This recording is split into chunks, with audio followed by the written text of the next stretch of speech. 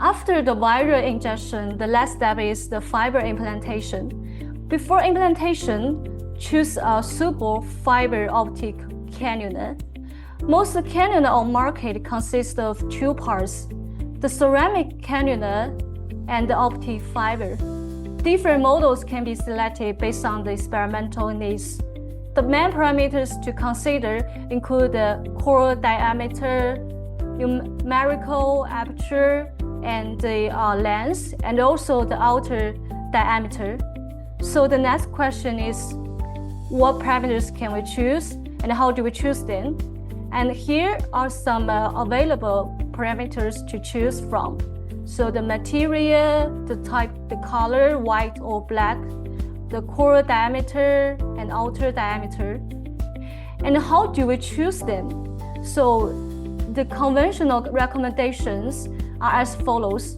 So for mice, 100, 200 micrometer core diameter, 0.22, 0.3 light numerical aperture, and 1.25 millimeter outer diameter.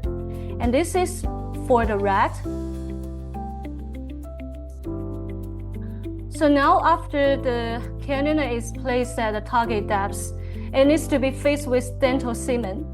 So there is a common practical question is, how can we prevent the optic fiber cannula from falling off? So there are several useful tips.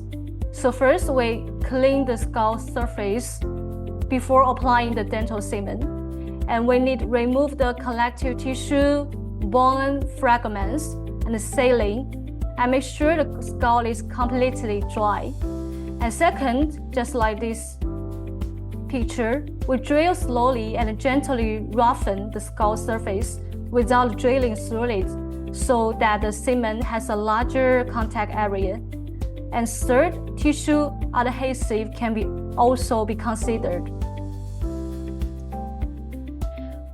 Here I would like to add one important reminder.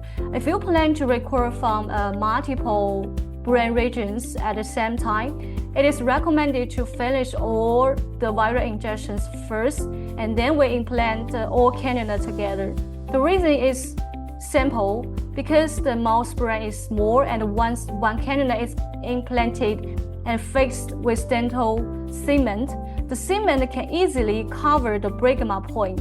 So if the bregma is no longer visible as the reference point, it becomes more difficult to accurately locate the other target regions, which may affect the accuracy of the experiment. So now up to this point, the surgical procedure is complete.